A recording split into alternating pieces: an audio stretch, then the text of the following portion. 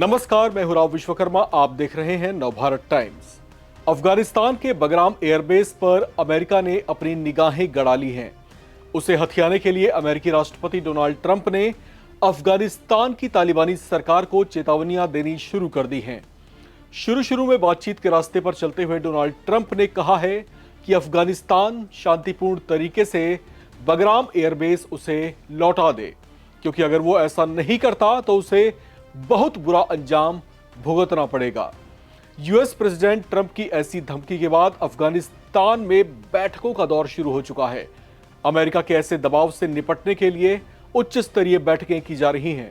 इस बीच तालिबानी सरकार ने अमेरिका को यह सख्त चेतावनी भी दी है कि अगर उसने अफगानिस्तान में घुसने या उसकी जमीन पर मौजूद किसी संपत्ति पर नजरें डाली तो उसे युद्ध की ललकार माना जाएगा। ऐसे में अमेरिका को नए सिरे से युद्ध के लिए भी तैयार रहना होगा। अफगानिस्तान की तालिबानी सरकार ने पाकिस्तान को भी चेताया है। उन्होंने कहा कि अगर पाकिस्तान इसमें अमेरिका का सहयोग करता है तो उसे सीधे युद्ध में उतरा हुआ माना जाएगा। सूत्रों के मुताबिक तालिबान के सर्वोच्च नेता हिबतुल्लाह अखुंदजादा ने अफगान सरकार के शीर्ष अधिकारियों, खुफिया प्रमुखों, सैन्य कमांडरों और उलेमा परिषद के साथ एक बंद कमरे में बैठक बुलाई। चर्चा ट्रंप की टिप्पणियों और संभावित अमेरिकी सैन्य कार्रवाई पर केंद्रित थी। तालिबान नेतृत्व ने बगराम एयरबेस को अमेरिकी सेना को सौंपने की किसी भी संभावना को सर्वसम्मति से खारिज कर दिया और कहा कि अगर हमला हुआ तो समूह युद्ध के लिए पूरी तरह तैयार रहेगा। बैठक में तालिबान ने पाकिस्तान को कड़ी चेतावनी भी दी है। तालिबान के अंदरूनी सूत्रों का कहना है कि नेतृत्व ने घोषणा की है कि अगर पाकिस्तान किसी भी रूप में, चाहे वो कूटनीतिक या सैन्य हो, अमेरिका की मदद या समर्थन करता है तो उसे इस्लामिक अमीरात ऑफ अफगानिस्तान एक दुश्मन देश मानेगा। पाकिस्तान पहले से ही तालिबान से परेशान है। ऐसे में इस नए ऐलान ने पाकिस्तान की परेशानी को शायद और ज्यादा बढ़ा दिया है। तालिबान के शीर्ष नेतृत्व ने आने वाले खतरे का मुकाबला करने के लिए प्रधानमंत्री मुल्ला मोहम्मद हसन अखुंद और विदेश मंत्री आमिर खान मुत्ताकी को वैश्विक और क्षेत्रीय शक्तियों के तत्काल संपर्क करने का काम सौंपा है। सूत्रों के अनुसार रूस, चीन, ईरान, पाकिस्तान, कतर, संयुक्त अरब अमीरात, सऊदी अरब और यहां तक कि भारत से भी संपर्क किया जाएगा ताकि तालिबान की स्थिति से अवगत कराया जा सके और अमेरिका की कार्रवाई के खिलाफ चेतावनी दी जा सके।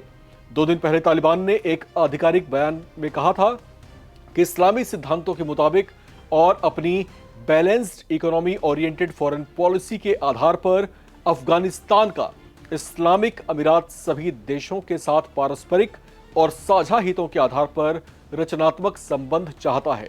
उन्होंने आगे कहा कि ये याद रखना चाहिए कि दोहा समझौते के तहत अमेरिका ने वादा किया था कि वो अफगानिस्तान की क्षेत्रीय अखंडता या राजनीतिक स्वतंत्रता के विरुद्ध बल प्रयोग या धमकी नहीं देगा, न ही उसके आंतरिक मामलों में कोई हस्तक्षेप करेगा। इसलिए ये आवश्यक है कि वे अपनी प्रतिबद्धताओं के प्रति वफादार रहें। तालिबानी सरकार ने साफ कहा है कि वो अपनी धरती पर विदेशी चहलकदमी बर्दाश्त नहीं करेगा।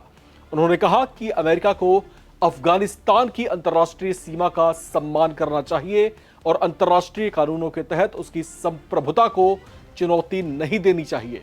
आपको बता दें कि अफगानिस्तान के बगराम एयरबेस का निर्माण तब किया गया था जब तालिबानी लड़ाकों के साथ अमेरिका के संघर्ष का दौर था।